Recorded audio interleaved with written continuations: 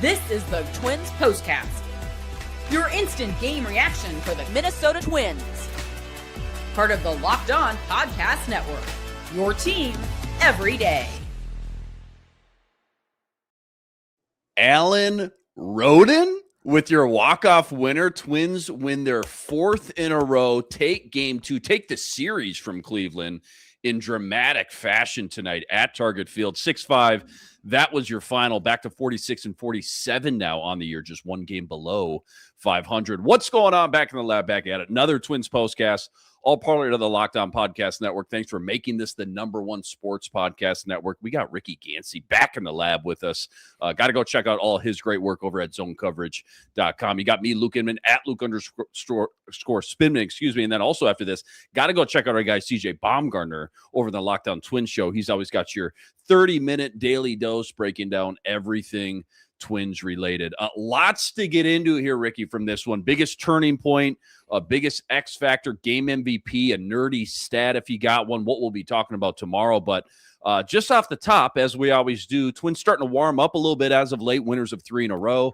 Obviously a massive series with your division foe on the line here. You had Connor Prelup on the mound starting this one. He was decent. He was decent enough, right? Got through his 5 innings. 4 hits, 3 earned runs, 6 Ks, 2 walks, 2 home runs on the night. 7th inning was when this thing really started to ramp up.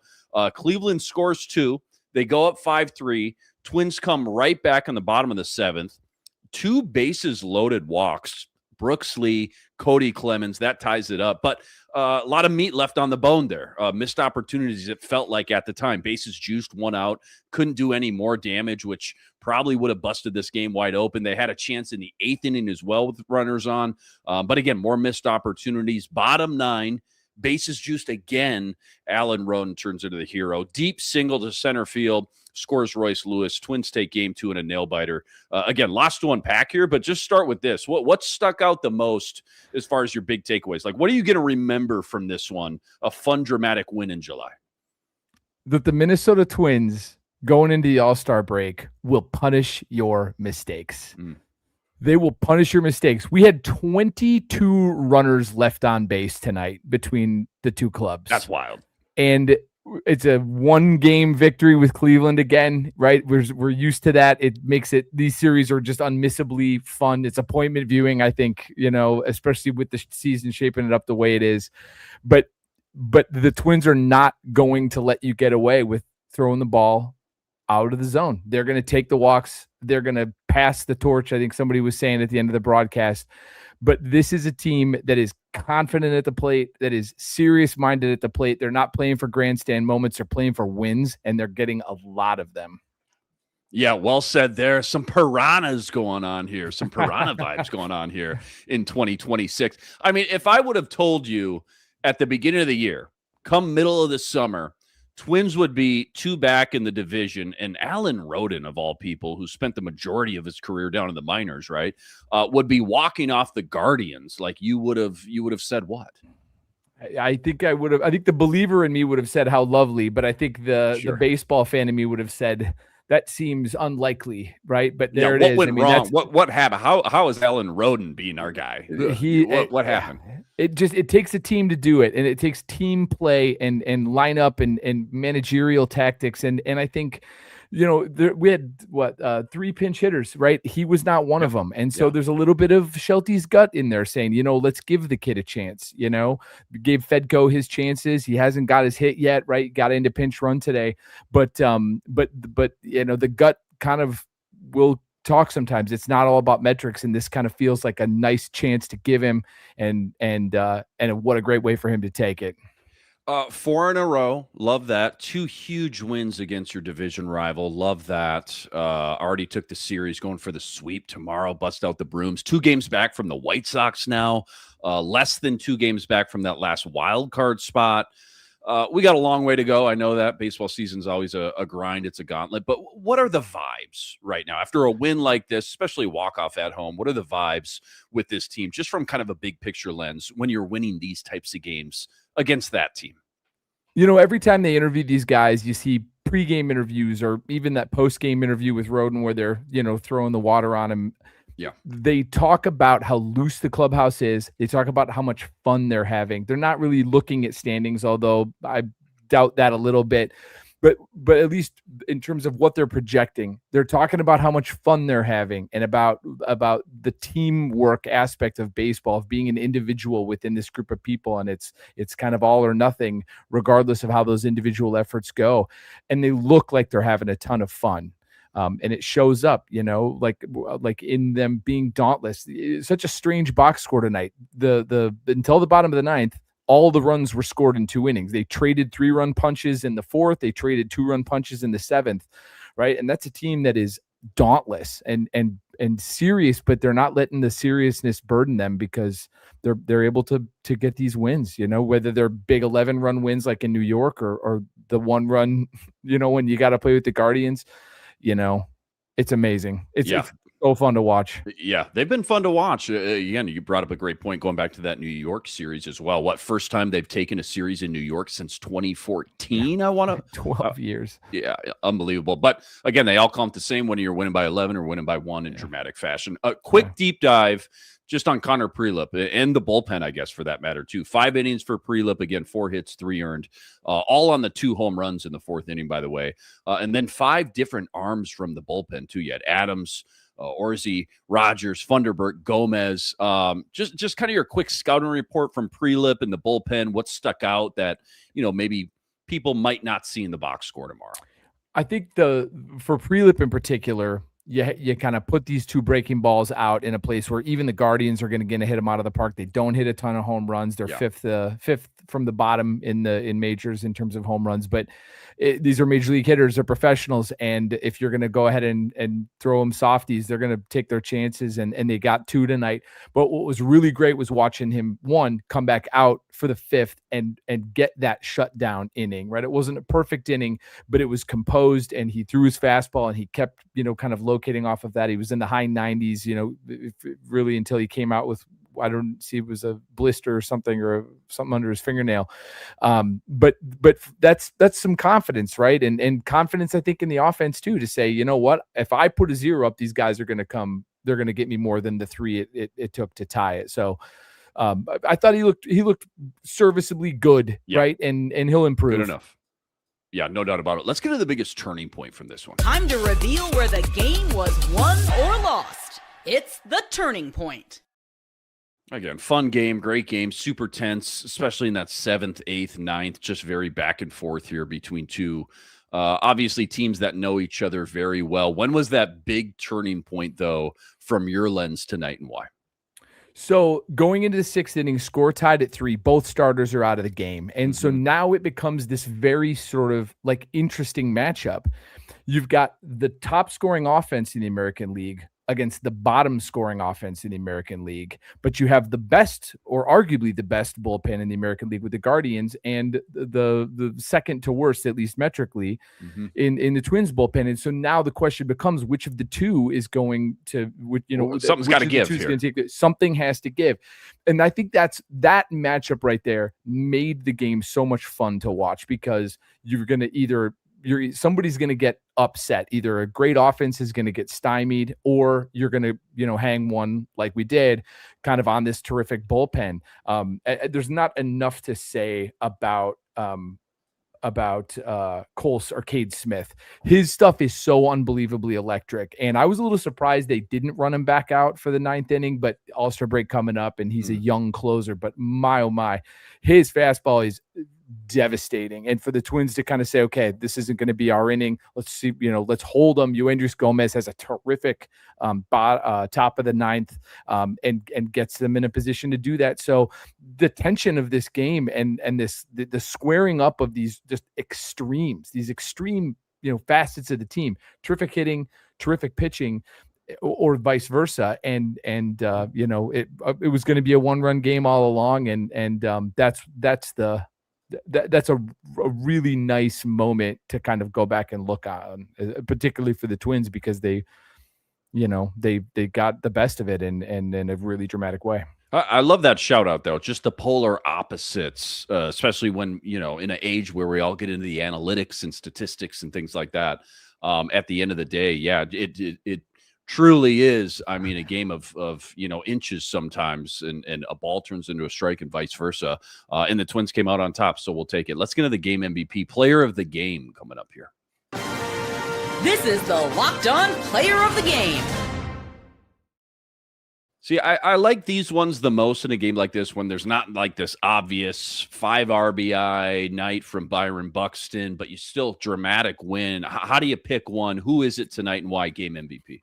It was really fun to be able to try to make that decision all the way up to the very last, plate appearance. But, I think Alan Roden is our MVP tonight. And that's because of the walk-off hit, but his line, this is his first game coming out of AAA St. Paul. His line: 2 hits, 2 RBI, and 1 strikeout. He didn't walk, but his at-bats were quality. He had that drive in I think it was the 2nd inning that looked like it was maybe going to be a home run. 3rd inning, but lined up. It was at the 3rd inning, and he comes back and his next at-bat with that, with the runner in scoring position, he kind of picks up the standard that the Twins have set with this run, this unbelievable 290 average, 288 average with runners in scoring position, and he takes the pitch that he gets and he turns it into offense. And that's not insignificant because they're looking to tie the game. And for him to do that, knowing that he'd seen this really good pitch and he just a little bit early on this one, to pass on the grandstand moment, to take the sort of the lead of his team, to play the way that the team is playing, that's making them so successful right now. It's a really great thing to see for a young guy who's not, it's the best advice that sports teaches. Don't try to do too much. You have more time than you think you do. And I just thought his at-bats were professional and a really just the core of the game, Sometimes less is more. Yeah. No, to your point, sometimes less is more, but tell that to a guy who spent his entire career down in the minors, and you and I were joking right before we jumped on. I mean, the heartburn that dude had to have at the plate, ripping a hole through his stomach. Can't imagine, even just a regular season game on July 8th, can't imagine how special of a night and special of a moment that was for that kid. Shelton scorecard. So much to go over, but if you had to pick one thing, like what stuck out, the lineup, any move, any decision, anything jump out? Still no Buxton. So we got Luke Keeschall in center, Royce Lewis working his way up to the 5 spot, working the bullpen kind of the way he did throughout the night. The 3 pinch hitters, as you mentioned. Quick thoughts on all that. When I saw that Keisha was starting in center, I was thinking, well, we've got 2 Cody Clemens now, 2 guys that are going to play anywhere you like. It was funny that Clemens was at second base tonight. Yeah. That's another one of those things. You go back to the beginning of the year and you're like, what if I told you that on July 8th, Cody Clemens and Luke Keeschall would have swapped outfield for infield positions? If I'm Shelty, I'm feeling really good about the versatility of this team. To be able to have this true leadoff hitter emerging in Larnach, Martin comes in for him to get some speed there. The versatility, the adaptability of the lineup to create offensive chances. And then you've got, Josh Bell in the center of the lineup, and he didn't have his best night. 1 for 5 with nothing driven in tonight, but to have him there as the anchor, I think that just makes it kind of goes back to what we were saying earlier. It just makes the Twins so difficult to play against because they've got answers, they've got options, and they know that you're going to make mistakes. And to still, again, to be looking at this team leading the American League in runs scored. It's a great testimony to the way Shelton is managing his lineup and way he's taken what he's learned. So I can't wait to see what tomorrow's lineup looks like. Don't go anywhere. Plenty more deep dive. We got our biggest X factor, nerdy stat of the day, plus what we'll be talking about tomorrow. That's all coming up right after this.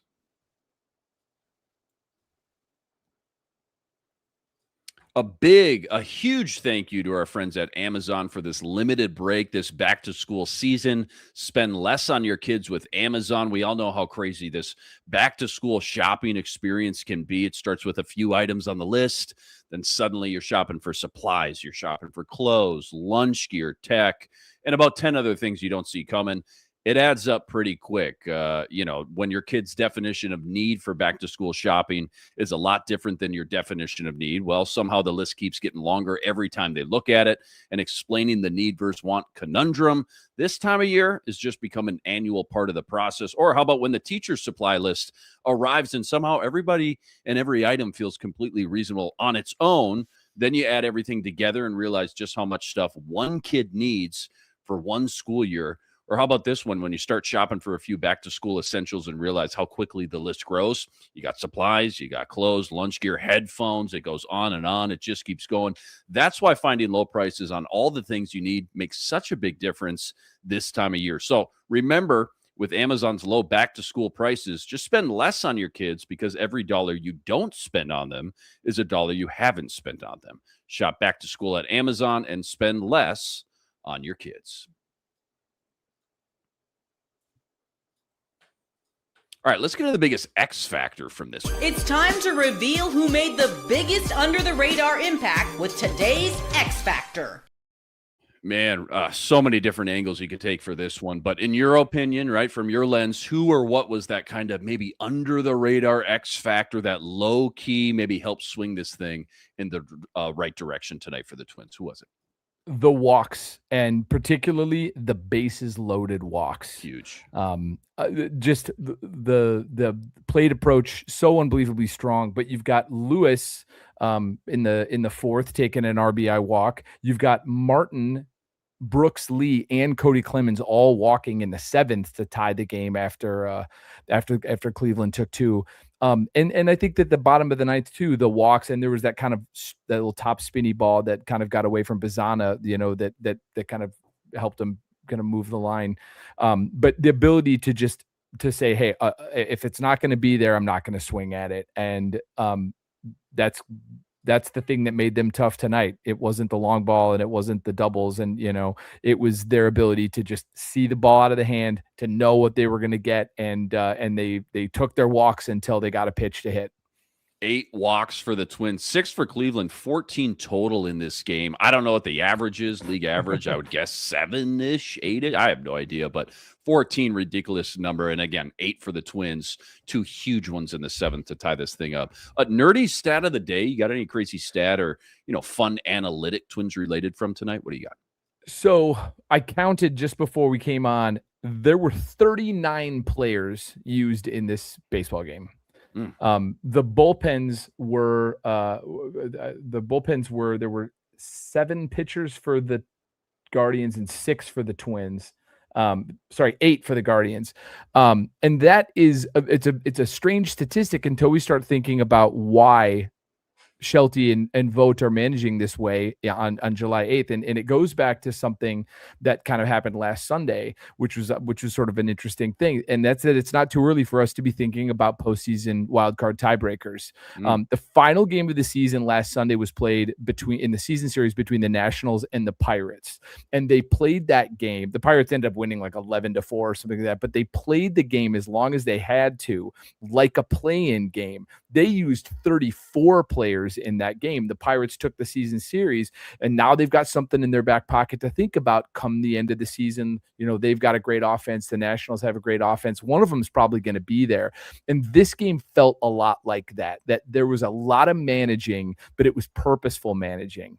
And I think that both the Twins and the Guardians are very aware that they very well may end up needing a tiebreaker to determine a wild card, or the White Sox lost again tonight too. This could be division title. This could be the one. You never know. Unbelievable stat. 39 players. 39. Again, don't know the record this year. Gotta be top 3, top 2. It feels like anyways this early in the season on only July 8th. All right, last one, then we'll get out of here. What we'll be talking about tomorrow. This is what you'll be talking about. Feels so good to go into game 3 versus Cleveland, already having won the series, but would love to bust out the brooms. You got Matt Paredes on the mound. What do you think about? Just give me your top storyline or 2 that you're just going to be kind of dialed into again as they try to, keep this winning streak going. A win tomorrow sweeps the series, and it also pulls them into the identical records with Cleveland. They pull it, they go to 500, but they also match Cleveland in the standings at 47 and 47. And with the White Sox losing, the top of the AL Central is beginning to compress and rather quickly going into the All-Star break. And this kind of calls back to some of those old days, that we were reliving when the Twins played the White Sox a couple weeks ago. But this is shaping up to be a very fun summer, especially with that trade deadline and some of the rumors we're hearing about. The Twins might be buyers a little bit more than sellers. Hard to imagine they could be more sellers than they were last year. But there's a lot to be excited about, and it's going to be hard not to be thinking about that sweep going into the 12:40 start tomorrow. Yeah, to your point, White Sox have already lost 2 versus the Red Sox. They're at risk from getting swept tomorrow as well. So all eyes will be on that box score as well. Great stuff, man. Matt Roden, walk-off winner. Twins win their 4th in a row. Take Game 2 from Cleveland, dramatic walk-off fashion. Doesn't get any better than that. 6-5, that's your final. Back to 46 and 47 now on the air. Again, Ricky Gansey back in the lab, doing great things. Love to have you back. Check out all his work over at zonecoverage.com. Luke Inman at Luke_Spinman. Again, got to go check out our guy, CJ Baumgartner, Locked on Twins podcast each and every day. He's got all your daily Twins content. Again, Game 3 tomorrow, day game, 12:40 first pitch. Again, you got Matt Paredes on the mound. Until then, though, thanks for joining. We'll catch you next time. Signing.